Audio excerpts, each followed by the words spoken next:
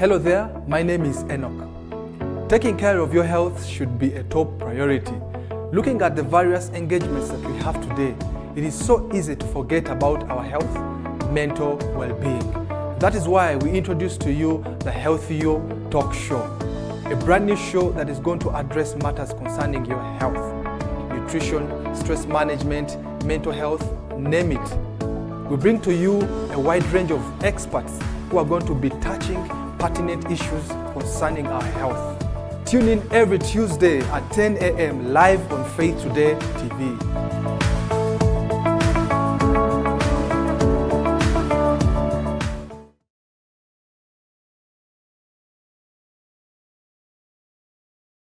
Mountain Moving Faith. This is my latest book. And if you want to learn how you can move mountains, life has many mountains. While this journey, you will encounter mountains and you wonder, how can I move mountains? This is a book to read. And it took me time to research, to pray, and to wait on God and look at the scriptures and what Jesus talked about moving mountains. And this book is quite a story, it's quite an inspiration. It is quite something that will change your life. So order your copy today. We can send it to you wherever you are in this country. We will be able to send this book to you on Mountain Moving Faith. Call that number or send a message and our team will be able to ship it to you wherever you are. There's a book to read. You can also buy for your friend, for a family as a gift. And I have no doubt they will thank you and they will be always thankful for what you have done for them. So God bless you as you read this book, Mountain Moving Faith.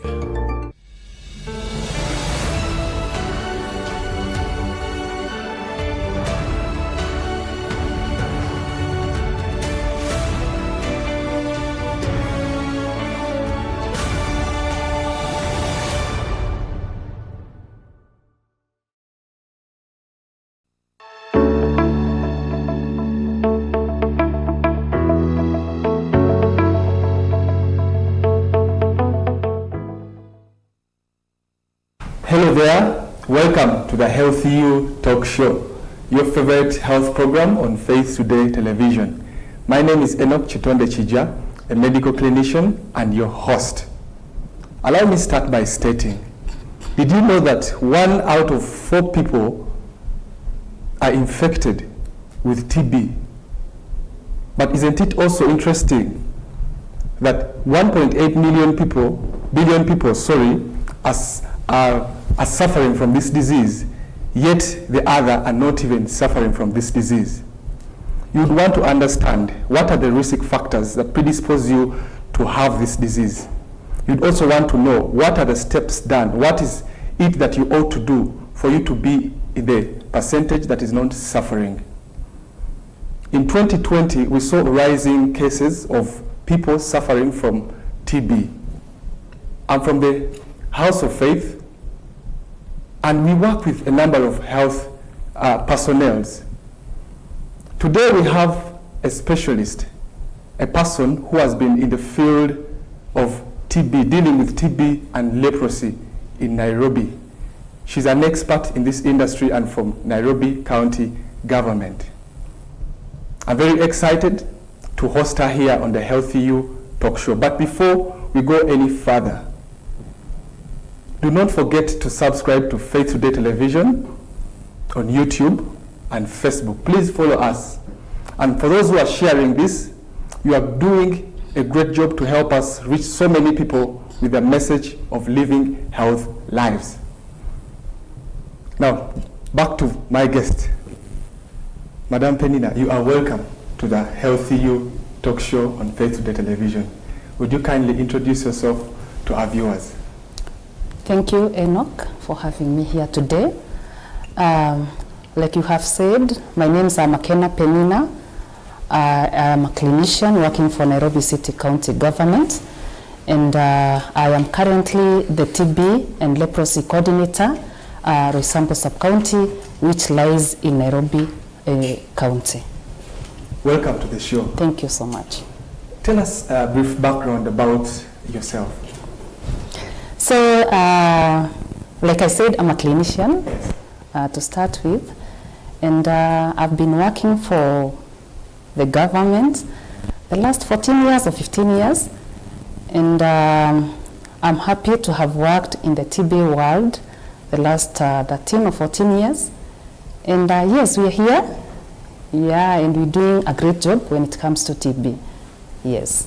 Oh, so you must have a lot of experience in this industry. So we have the right person on set today.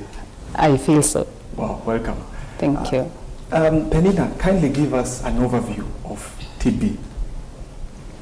Yes, so tuberculosis is a chronic, infectious, actually airborne disease, usually caused by a bacteria. It's not a viral, a fungi. Okay. It's a bacterial disease that is known as Mycobacterium tuberculosis. We have several mycobacteriums, but the one that causes TB is called Mycobacterium tuberculosis. You have others, Mycobacterium bovis, Africanus, there are so many. But the one, that particular one that causes TB in humans is Mycobacterium tuberculosis. And you are talking about the risk factors for tuberculosis. Yeah. So some of the risk factors for tuberculosis includes those conditions that lowers your immunity. And number 1, HIV enhanced.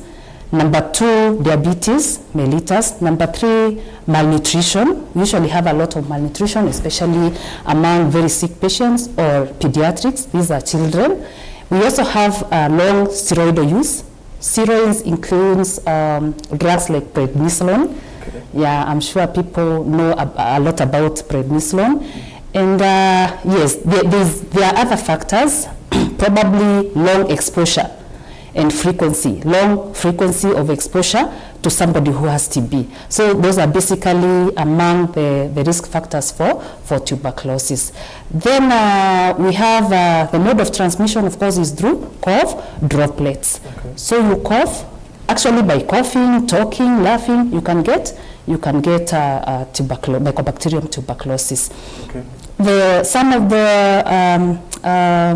the symptoms. We have the symptoms for tuberculosis. I think this is very key. TB symptoms includes cough, and this cough is cough of any duration. It is cough of any duration. You don't have to wait for 2 weeks. People used to say a cough of 2 weeks, but you no longer wait for that cough to get 2 weeks. If you're able to capture that TB as early as possible, then that is the best for us as healthcare workers. So we want to get that person that has a cough of 1 day. If that cough is a cough of TB, then we will do you good by making a diagnosis of TB as early as possible. The other symptom is a night sweat. Night sweat is an extrapyramidal symptom. It's a symptom that usually presents when you have a pulmonary form of TB or an extrapulmonary tuberculosis. I'm sorry, I'm coming to classification of TB yes. while discussing the symptoms. Yes. So you would also present with a night sweat. Okay. And this night sweat is usually at night, and it's a drenching. You sweat a lot. You sweat until you will wake up in the middle of the night to change the beddings, to change your night dress, to change your pajamas. The other symptom is a weight loss. Yeah. This is noticeable, unintended weight loss. So it is not that weight loss that you intend to lose. Not that you plan at the start of the year that this year I'm going to lose 10 kgs. No. It is unintended, noticeable. In other words, someone has not been going to the gym, he has not been doing any kind of exercise. It's not planned. And then they are losing weight all of a sudden. You just lose your weight. Okay. You just lose your weight. It is unintended, unplanned weight loss. And as a healthcare worker, I'm able to tell, I don't know you're my client's first day, but I'm able to tell, this patient has lost a lot of weight. Yes, yes. It doesn't look healthy. So it is unintended, noticeable weight loss. Yes. Okay. And then there is that fever. Mm-hmm. I talked about the 4 cardinal signs. Yes. So the 4th one is fever. The character for the fever is intermittent, low-grade fever. So it's not a sharp fever like the one that we noticed with COVID. Yes, yes. Yeah. So it's usually a low-grade fever, 37.8. That's 7.8. Okay. And yeah, it's not very high fever like the one we realized with COVID. So it is intermittent also. Intermittent meaning? It is there. It is there in the morning. It is not there in the afternoon. It is there today. Tomorrow it's not there. It's on and off. On and off. So it is an intermittent fever. So the 4 cardinal signs: the cough of any duration. It could be productive or non-productive. We have productive. You know, I want you to help me understand, along with the guests that I'm having. The viewers. Productive. It is something that people need to understand clearly. True. Could you help us understand cough being productive, and then the cough being, is it non-productive? Non-productive. Yes. What does that mean? Okay. So a productive cough. Thank you for that. A productive cough is that cough that you're producing sputum. Yeah. Sputum. If you have a cough and you're producing sputum, then that is a productive cough. What do you call sputum in your Sputum local is language? Where I come from. Kikohozi. That's the Swahili. Where I come from, we call it a kolondolwa. Oh my God. Yes. Okay. I think now they get it. So I think everybody here is well able to understand Swahili. Yeah. So kohozi. Or kikohozi, that is sputum. So if you have a cough and you're producing sputum or kikohozi, then you are producing, you are productive, you have a productive cough. A person who has a non-productive cough, actually we call it a dry cough. Dry cough. A dry cough. Okay. You're coughing and you don't have any sputum. Okay. Yes. So is that one of the symptoms? Yeah. So you could be having a cough that is productive or non-productive. Or non-productive. Yes. Okay. And it is usually throughout the day. You don't cough more at night or more during the day. It is throughout. Throughout. It's balanced. You get a client who tells you that I wake up and then I cannot sleep normally or fully. Yes. And I have this, coughing is disturbing me. Could that be one of the symptoms? Now, the reason I'm saying this is because we usually have an asthmatic cough. Asthma. Oh, asthma-related cough. Yes. For asthma-related cough, is usually at night, actually at midnight, towards morning. Yes. A night cough, a night towards morning. But for TB, someone will cough in the morning, in the afternoon, at night. It's spread. Okay. Like you cough throughout. There is no specific time when you're coughing. For asthma, for allergic coughs, you cough mostly at night and early in the morning. And because of the allergens. Allergens are the pollutants. Yeah. How do I call them? They're like the triggers. The triggers. Like the triggers, yes. Okay. So that is the difference now. Yeah. And the weight loss is noticeable, unintended, and planned weight loss. Okay. The fever is intermittent, low-grade fever. Low grade, meaning intermittent, it is on and off. It's an on and off fever. You see, and the it is challenge you low have, grade. Peninah, the challenge you have with people is when they get that on and off fever, what they tend to do is to go for painkillers. Isn't it? Or these simple drugs that they think will put down the temperature or something like that. True. Yeah. And the disease just, it comes back in full swing. Even antibiotics, people go to the chemist and buy some antibiotics. Over the counter. Without a prescription. And they, of course, they feel better for a few days or so because it's a bacterial disease and this is an antibiotic. Yes. So the bacteria will respond just for like 2 or 3 days or even a week. Okay. So it sleeps, for lack of a better one, and then it comes back again. Okay. And I've talked about the fever. Yes. The weight loss also. Yeah. The cough. Talked about the cough. Yeah. The fever. The night sweat now is a drenching, soaking. Yes. Night sweat. Well, now speaking of all those symptoms, I think now our viewers are really getting the picture. How long should someone experience such symptoms for them to think of probably it could be TB? Well, like I said, the cough is of any duration. Yeah. So immediately you have a cough out there. You should not wait or go to the counter, over the counter, and grab some antibiotics or painkillers to relieve you. Yeah. It's always good for us to visit a healthcare giver in a healthcare facility for us to be able to get assessed and And, if it's a diagnosis for TB, we get it as early as possible. Yes. The other thing, as healthcare workers, we are doing something we are calling active case finding, where initially we used to do intensified case finding, where we would sit in the facilities and wait for the clients to come to us. But nowadays we are doing active case finding, where we are going an extra mile to look for cases, to look for our patients ourselves. We even come to household levels and collect samples. Like if we get a TB case in our facilities, we visit households as a mandatory, especially for the ones that symptoms are positive, either by, there is a machine we do microscopy, and there's the other one we call gene expert. I can explain about that later. Okay. But we look for them, we collect samples and refer those samples, and we do diagnosis as early as possible. Diagnosis as early. I think this is very informative. And Peninah, you've talked about the entire process. Someone getting the cough 3-4 days. I mean, you see people have quick fixes. He gets better, and then how long? Is it more than 3 days someone is better? He gets into another month. Is there a specific period that someone should know that, man, past 2 weeks, this is serious?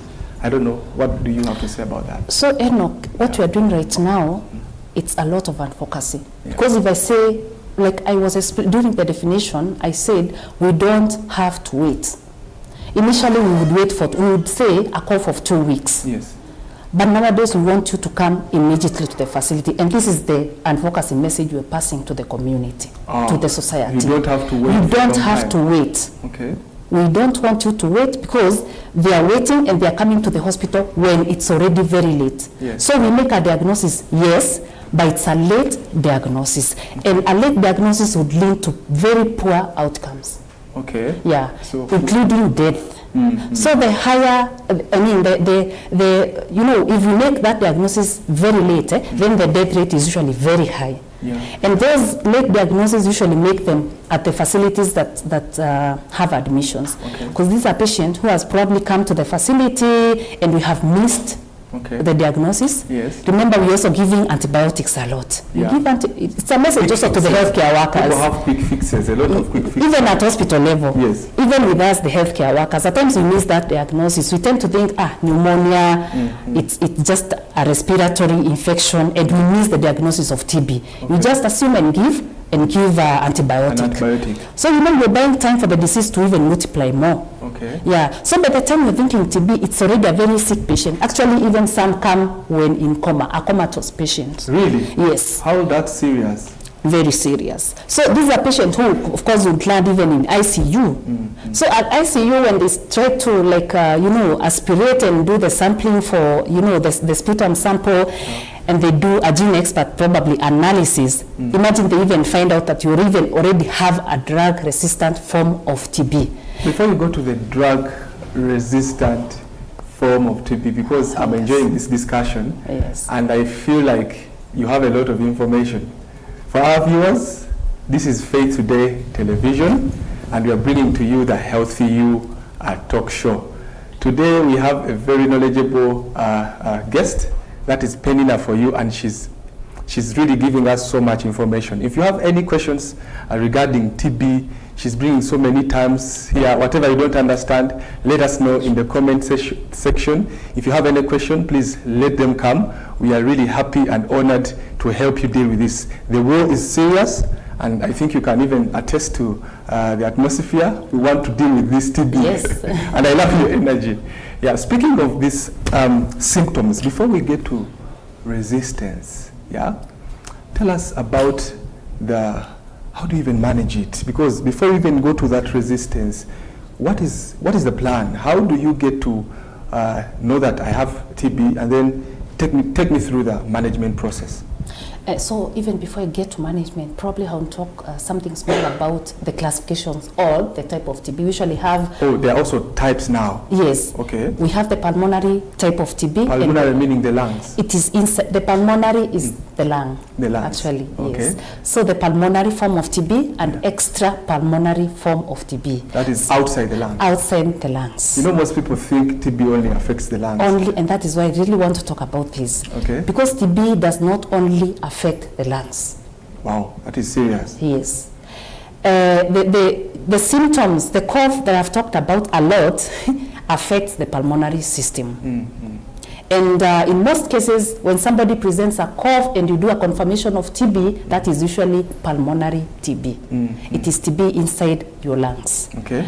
But a person who has extra pulmonary TB or TB outside the lungs does not present with a cough. No cough. No cough. Wow. Wow. So it makes it very difficult, even for you as our client, to suspect that you could be having TB. I'm sure if somebody has a cough, especially a long-standing cough, everybody thinks about TB. But if you don't have a cough, I mean, you just say, yeah, I don't have TB. I don't have TB. Somebody is not even thinking of TB, actually.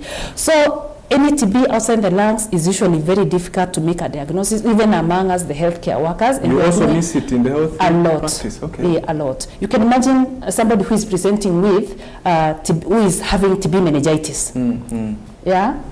TB meningitis. Meningitis, another term. Meningitis, where is that now? Is it in the head? Is it in the eyes? Where is it? TB of the brain. Imagine TB of the brain. Of the brain. And this is somebody who presents with all the symptoms, dalili, all the symptoms of the central nervous system. The central nervous system is the brain, that system that entails the brain, the spine. The that is intelligence and everything. That is it. Okay. Now you can imagine somebody presenting with such symptoms, convulsions, long-standing headache, or even coma. Yeah, most likely the TB is even it's at the brain. Okay. You can imagine somebody presenting with TB of the I don't want to use that term, the peritoneum, the abdomen. Yes, the TB abdomen. Yes. Yeah, this is a person who presents with distension of the abdomen, and all the symptoms that entails the gastrointestinal system, or the food system. Let me call it the stomach, the food system. Yes. And then speaking of that, you can tell us now the management, because I realize TB is huge. We have very many parts, you know that. Yes. And I understand any can be affected. So someone wants to understand, okay, I have this. How do you go about it? So TB affects all body parts, except the hair, nails, and teeth. Except the hair, the nails, and the teeth. Any other thing is at risk? Is at risk of getting TB. Okay. So you can present with TB of the eye, TB of the ear, TB of anything, even the skin, even the joint, even the bone, TB of the bone. So the management, what usually do, when we get a case, number one, if it's a sputum positive case, we want to trace the family. That is part of the management. Okay. Yeah, we want to trace the family. We want to visit the household and get to know who lives in that household, because you know TB is airborne. Yeah, it's an airborne disease. So there's a probability that probably the members are already affected, especially the younger ones. We want to bring them to the facility. We screen the health facility. We screen them for TB. How do we do screening? Symptomatically. Screening. So we do a symptomatic screening. We want to see if you have symptoms for TB. So if you have symptoms for TB, we collect your sputum sample and take it to the machine for analysis of TB. If you don't have TB, and you are a contact of this patient of ours, we give you a TB preventive therapy. This therapy, it's medicine actually, it's drugs. So we give you these drugs just to protect you from getting TB from this person, because this is an active patient, although on treatment. Medication, we also want to do a nutritional assessment. If you're malnourished, you have a BMI, I know most people know about BMIs. If your BMI is below 18.5. BMI, that is body mass index. Yes, yes. So if your BMI is below 18.5, we put you on nutritional supplements. We have them in our facilities. Those are the underweight? The underweight. Okay. So then we go to medication. We don't just rush to medication. Okay. Yeah. So then we get to the drugs. So we are treating TB for 6 months. 6 full months. Remember, I'm talking about drug-sensitive TB. Yes. DSTB. Drug-sensitive TB, not drug-resistant TB. Okay. So we are treating it for 6 months, except for TB of the bone and TB of the meninges, TB of the brain. TB of the brain and TB of the skeleton, the bone system. Let me call it the bone system for people to understand. We treat that one for, those two we treat for 1 full year. Okay. It's a drug-sensitive form of TB, but you are treating it for 1 year, the rest 6 months. Okay. I love the data. And before we take a short break, I want Madam Peninah to help us understand something so critical that it is so close to my heart. Yes. You know, a report recently shows that 1 in 4 people are infected with this TB. You know, some develop the disease and they suffer from it. This is in the public domain, by the way, and they suffer. But there are those who do not really suffer from it. Yes. So what is that discrepancy, and why is that so? Some people suffer. Now, you've given us an example in the family. Someone is suffering and the other is not. What is the discrepancy and why so? So there's something we are calling TB infection, and there's something we are calling TB disease. TB disease. TB disease and TB infection. So when I'm talking about, and there's exposure. There's exposure. Let me take an example of probably one of us in this room has TB. It's just an example. And we are sharing this room, 10 of us. So we are all getting an exposure from this person, isn't it? Yes. So we all get an exposure from this person who is having TB, active TB, but only a percentage of us will get the active disease, and actually 5 to 10% only will get active disease. 5 to 10, that's really... 5 to 10% of us would get TB from this person. Okay. And the rest, like 90%, will just get the disease, the bacteria will just be contained. There will be a containment of the bacteria. Like it will be in there, but it's not active. They are just infected. They are infected. They are just infected, but they don't have the active disease. So what makes them exceptional? What makes them exceptional is the immune system. It's the immune system. Just the immune. Remember the risk factors we talked about? Yes, yes. Yeah. Are you well nourished? Yeah. Yeah. Are you well nourished? Do you have, or you are poorly nourished? Yeah. Or you have diabetes, you have HIV, all that. Yes. Yeah. Or you're having a chronic disease, all that will make your immunity to go down. Okay. Yes. Oh, that is very interesting. Yeah. And before we take a short break, I want our viewers to know that TB can be treated and cured. Is that so? It is true. TB can be. It is curable. It's treatable and curable. Thank you so much. Yeah. For our viewers, this is it for the first part of this session. I believe my guest here is so loaded, you can tell. She's so loaded with so much information about TB, and we want to get to the bottom of it. So do not change the dial. I just want I just want us to run a few ads. Yeah, we're going to run a few ads, but don't change the dial. If you have any question, this is the time when you send it in. Yeah, if you have any question, send it in. And for those who are following us on Facebook, you do so well. Make sure you like, subscribe, comment. Let us know that you are following this discussion. The war against TB is real, and we are here to end it. Thank you.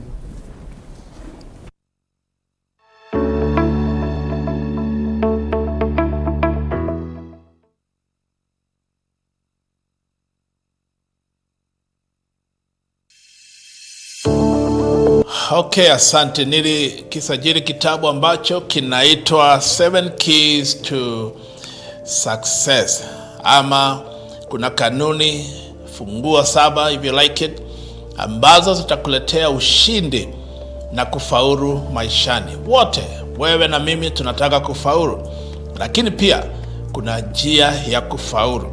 Ukisoma hiki kitabu ambacho nilikiandika kwa kufanya utafiti, kwa maombi mengi, kuangalia neno la Mungu, I have no doubt ya kwamba hiki kitabu kitabadilisha maisha yako.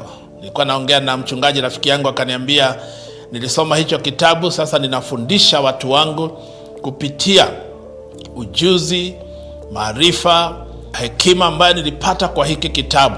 Kwa hivyo unaweza pia nunulia watu wengine, na akaniambia alinunulia hata viongozi wake, na wamekuwa wakisoma, wakaweka kwa library yao, wanasoma hiki kitabu. Sina mashaka, nina uhakika itabadilisha maisha yako na utabarikiwa. Tuma message ama upige simu kwa hiyo namba, na tutaweza kuwasiliana na wewe, na utapata hiki kitabu, utatumiwa, usome na ubariki pia watu wengine. Asante. Mungu akubariki unaposoma 7 Keys to Success, and you will succeed. Thank you.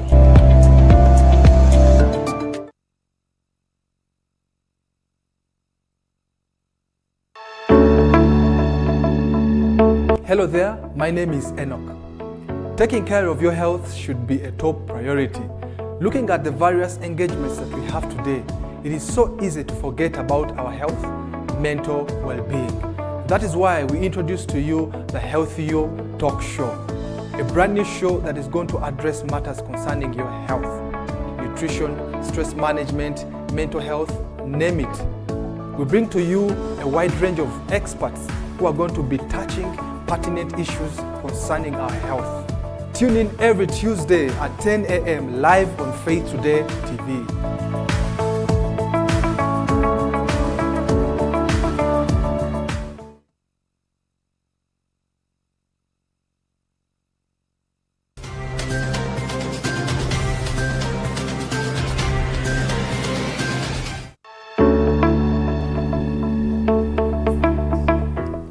All right.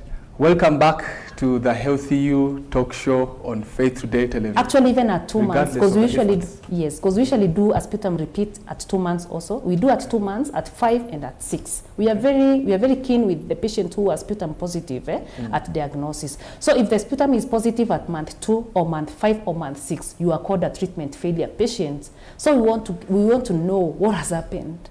The patient has taken medications well, the drugs are of good quality, but what has happened that the sputum hasn't converted negative, which was our expectation as a healthcare worker system. Yes. So we usually collect samples and send them for culture analysis so that we can do DST, drug sensitivity test. Okay. We want to see if you've started resisting. I like it when you break such terms for us. Yes, drug sensitivity test. We want to see if you have probably developed drug resistance for one of the medications or even all the medications. Okay. Remember, the key thing here is adherence. If you're mixing, you're taking our drugs and you're also misusing alcohol and other substances, or you're using herbals. Yeah, herbal, that's a challenge. It's a challenge. It's calling for a conversation. We'll have to talk about it one of these days. Yes. Right. So you cannot cure as expected. Okay. You cannot cure as expected. There is the other category that of course develop resistance along the way. Remember, resistance can build even as you take medications, especially if you really stayed with this bacteria in your body without a diagnosis for so long. The bacteria was gaining a natural resistance pattern inside of your body.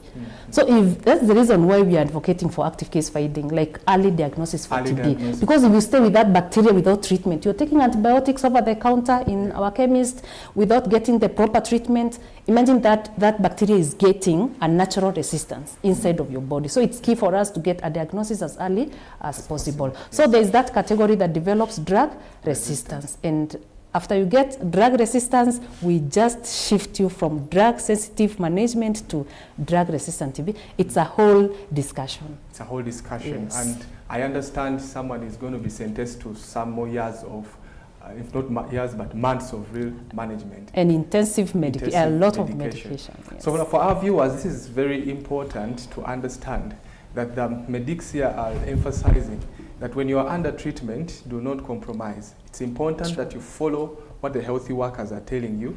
It's important that you follow through the treatment that they are prescribed or given you, so that you get to the end of this. And Peninah, I want us now to shift gears. I want us to focus to the government because you represent it, right? Yes. I want you to enlighten us. What is the current state of Nairobi, or maybe Kenya, if you would, concerning TB? Yeah. Yes. So TB is a disease of really that gives us a lot of concern. Yeah. It's airborne. I keep repeating this, and it can get anybody. So anybody can get TB. Like anybody can. Like anybody can get. It's not a disease for this category of people. Yeah. It's not a TB. Some people even think that the healthcare workers can't get TB. Yeah. It's a disease that can infect and get anybody. So a bit of statistics for TB. Yeah, statistics. Globally, because we have 2022 data, globally the case finding for tuberculosis was about 10 million. Globally. And the death rate globally was about 1.3. 1.3? The death rate. You can imagine the number, 1.3 million. Every year? Yes. Wow. That was 2022 globally. 2022. Now you can imagine, that's not a small number. Yeah, that's really huge. It is. Yeah. It is. So here in the country, the data for 2023, that is last year, we were able to diagnose about 97,000 cases in Kenya. 97,000 cases of TB in the country. You can imagine. It's a huge number, almost 100,000. And in Nairobi, we are giving like between 10 and 15% of cases in the whole country. So you can imagine Nairobi is the leading county with TB. Come on, the center, the capital. The capital. Is the leading. It's the leading county with TB cases. With TB cases. Yes. This is very interesting. Very interesting. Our viewers, don't change the dial. This is very interesting. Imagine the center where most of us are has this. Continue. You will not be able to tell that so and so has TB, because I think in those days people used to think that somebody who has TB is somebody who is so malnourished. Remember, you are doing active case finding, and you are getting those poor cases people. That's what very poor people. Very True. Poor people.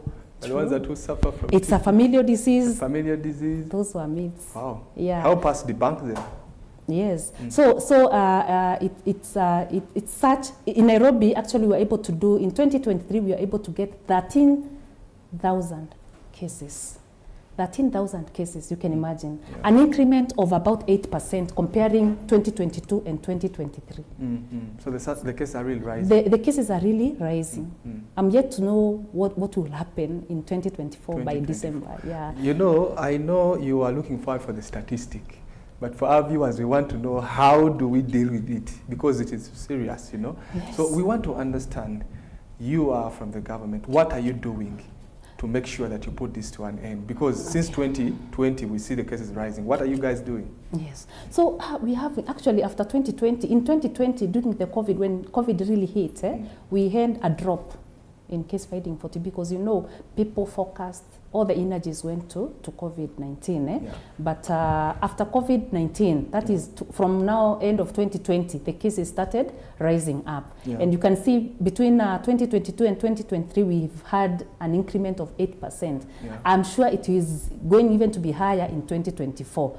So the government is doing a lot of mitigations to answer this. Remember, we want to, I'm not sure if I told you that we want to end TB. And our end TB strategy is by 2035. So by 2035, we want to finish TB. This is about 11 years. Yes. Okay.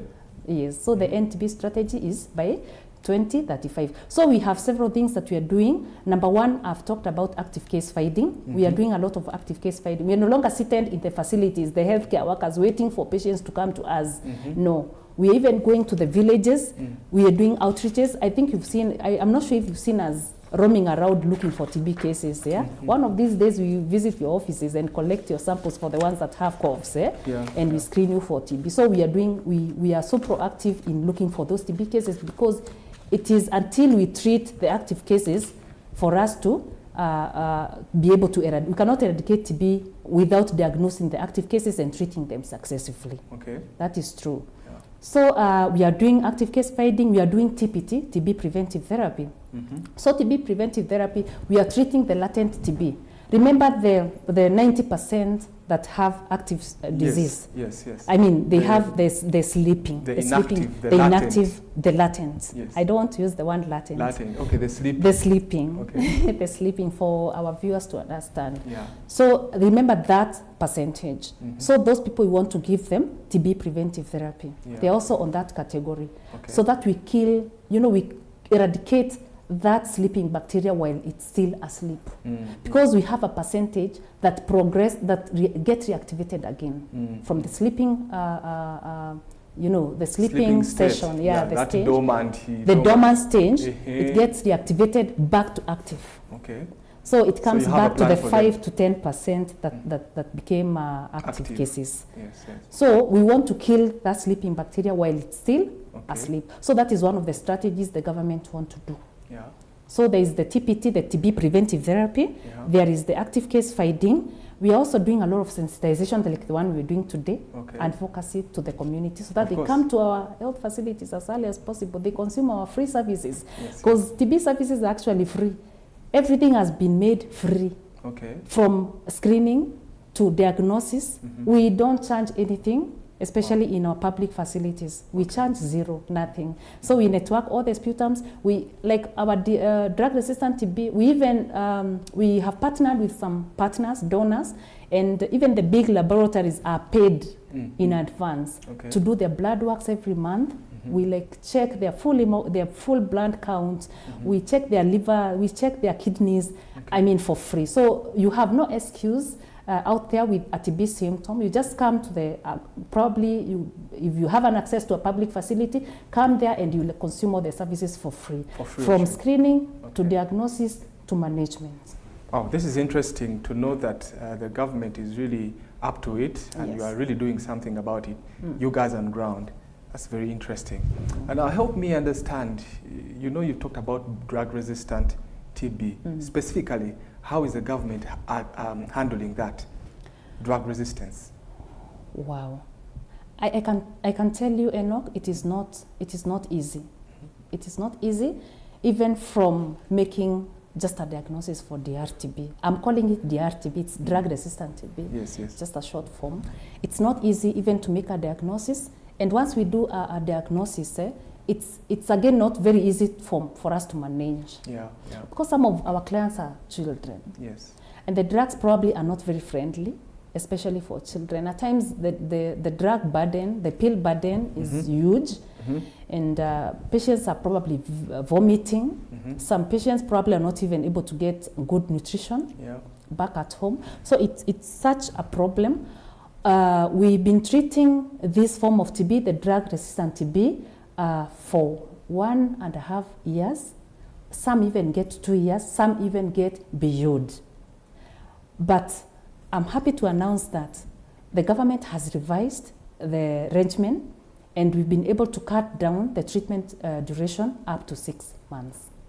This started like 2 months ago. 2 months ago? Yes. Okay. Like 2 months ago in Nairobi, we started initiating patients on a short, we're calling it a short-term regimen for DRTB. Okay. And maybe to mention, we have a classification again. Yeah. For drug-resistant TB, we have mono-resistance, we have multi-drug resistance. Yeah. Probably you can call me another day, I talk about it, because it's a huge topic altogether. It is indeed, and I understand that you guys, at least you are doing something. Because at least for us, the people, we feel comfortable knowing that you guys are not silent about it. And yes, and maybe also the government is able to offer them nutrition. Yeah. It's able to give them a support. Okay.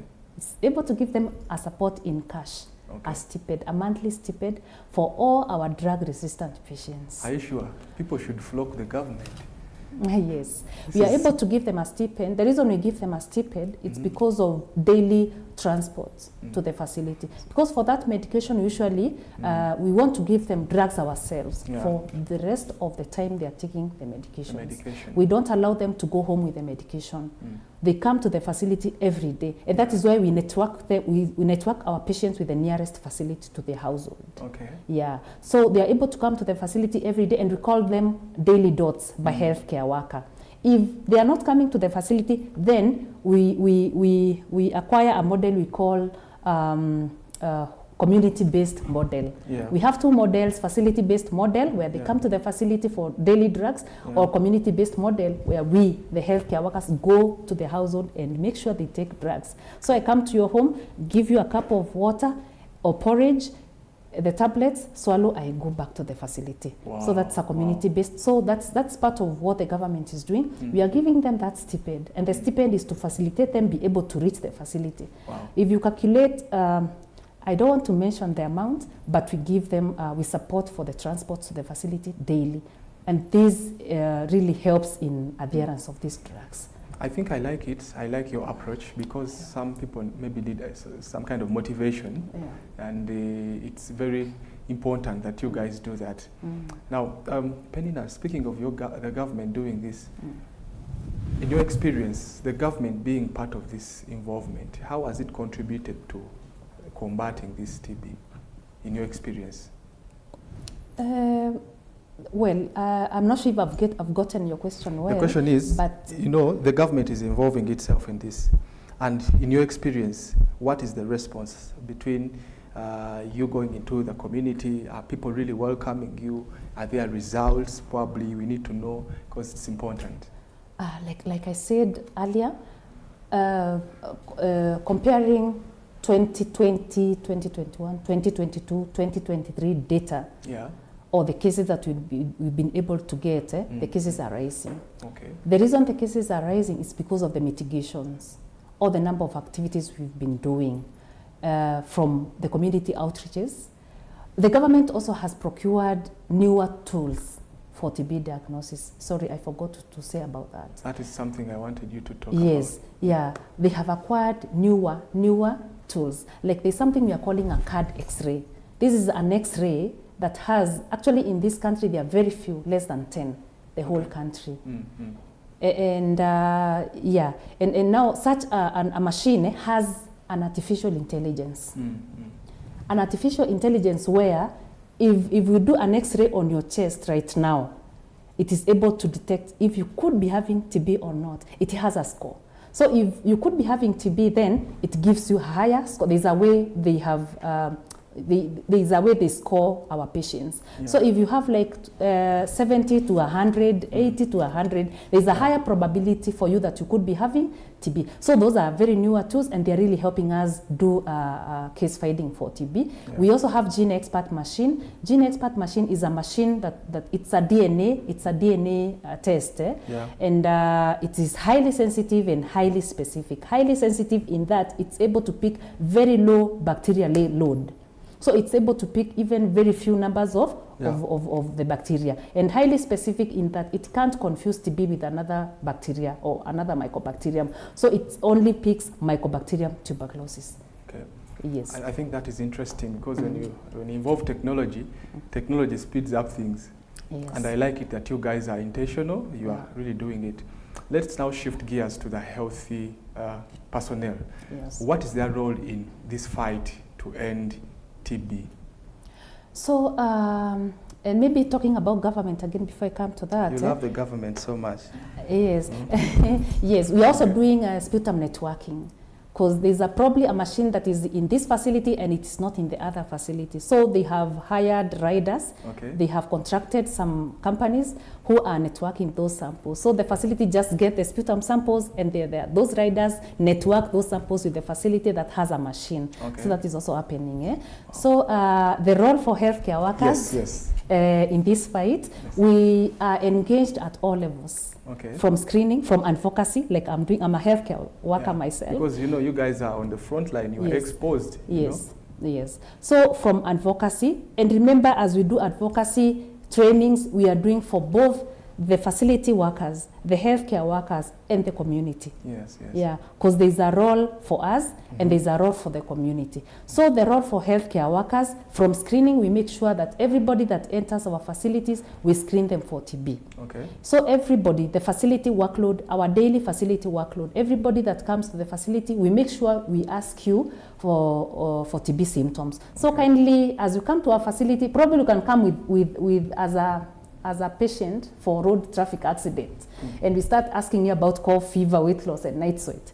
Kindly do not get pinched off. It's just a requirement. We are doing active case finding, and we want to screen everybody for TB. Remember, there is that extrapulmonary TB or TB outside the lungs.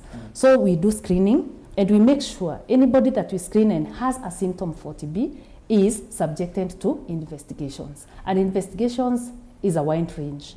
There is sputum collection for the ones that have coughs. There is imaging. Imaging entails so many things, from chest X-ray to CT scan to MRI, all those things. So all those fall under imaging.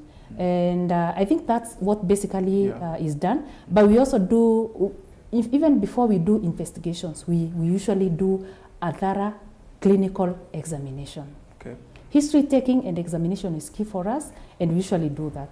All our healthcare workers are well trained. We keep training them. We keep doing on-job training and mentorship, and I think we are doing a lot. And we are able to tell this by the rising cases. The rising cases, yes. Okay. Yes. I think I like your approach, you guys. And then speaking of the history and everything, are there challenges that the health workers are facing in their involvement in dealing with this TB? What are some of the challenges? Where challenges are there, Yeah. and they are numerous. They are numerous. The patients, especially the non-adherent patients, the alcoholic patients. Okay. Yeah, we start you on treatment. Start a patient on treatment after a few. TB treatment patients respond very well, very well. In a month's time, the patient is up and about. So it is key for our patients to complete their treatment. So defaulter rates, we face a greater challenge with the defaulters. Okay. Yeah, defaulters is a key problem, and mostly it's as a result of alcoholism. Defaulters, you mean people who do not adhere to the treatment? Treatment interrupters. Treatment, that's another term. Treatment interrupters. Yeah, people who interrupt treatment. Like Okay. you fail to come for your medications as expected. Ah. If you scheduled for tomorrow, you show up next week, you are an interrupter for our TB therapy. Wow, Yeah, thank the you other so much. challenge, Yes. the other challenge is probably commodities. At times we have issues with commodities, Yeah. but we are able to balance. Okay. Yes. Wow, that is good. At least we know that the healthy sector, they are doing their part, the government is doing our part. I want us now to shift the focus to us as the community. Yes. What is our role? What should we do for us to prevent this TB from happening? So again, we have engaged another system, the community health promoters. Yeah. I know you've heard about CHPs, Yes. the community health we used to call them volunteers, but they're now community health promoters. Yeah. They are sensitized and they are trained to come down to the facility, to the community level, Yeah. because these are people who live in the same community with everybody else. So these ones are going to the household levels and interacting with the community, sensitizing them, and even notifying us. They link us with the community. If there's a patient who is very sick, not able to come to the facility, they come to the nearest facility and notify us, and we're even able to visit that household as a team and help that household. So there's that system that we are using, the community health promoters system, where we are able to link what is happening in the community with the facilities. And what else? Wow. I think that's more that we're I doing. think that's it. At least we know that that's the it. community is involved. Yeah. For me as an individual, what advice would you give me for me to prevent from contacting this TB? Yes. So, like, if you are in the office, Yeah. in your office, make sure you open all the windows Okay. Open all the windows. and the doors. Okay. If you're in a public service, these matatus, Yes. make sure the windows are open. I In know a matatu. in matatus. I have in to those open the matatus. windows. Open the windows. I know it's not very easy because you cannot dictate what should happen in a matatu Yeah. because it's not your car. But we are really doing a lot of sensitization to matatu industry for them to, help us, because we see those matatus, the windows are very locked. Sure. It's not possible to And open the at sound, times. Yes. So avoid overcrowded places. Okay. Avoid overcrowded places, and if you can't avoid, be on your mask. Okay. I think COVID was a blessing in disguise for TB, because now you will not be judged by wearing a mask. Yeah. Initially, if you were on a mask in a public place, people would really fear you. Yeah, but right now it is okay. Yeah. So if you are in an overcrowded place, kindly be on your mask. Churches, we open our windows. Yeah. Let us open Even the in windows. churches. Even in we need to churches, open it windows. is an overcrowded place. Okay. Kindly let us open the windows, even in those churches. I like the discussion. Yeah, let us open the windows even in our churches for us to be able to contain this problem. Okay. Yes. Thank you so much, Peninah. You have really given us so much information, very valuable, and I'm very sure it's going to help our viewers. In your parting shots, just share with the viewers, if you don't mind. So it's a pleasure having you here, and like I've said, TB is an airborne disease, and everybody can get TB. It's a disease for everybody that mostly presents with a cough. If you have a cough, don't wait for that cough to get 2 weeks or a month or a year. Just come to the facilities. We screen for free, we diagnose for free, and we treat for free. Come there and consume our services. Thank you. Wow. Thank you so much, Madam Peninah. It's been a pleasing pleasure having you here. And then to our viewers, we've had a great discussion, and it's important to know that TB can be prevented, it can be treated, and it can be cured. And it is from our collective effort that we are going to combat and bring down this war against TB, like she said, by 2035. For our viewers, thank you so much. I can't wait to see you next Tuesday, same time, as we unveil so much content regarding your health. God bless you. See you next time.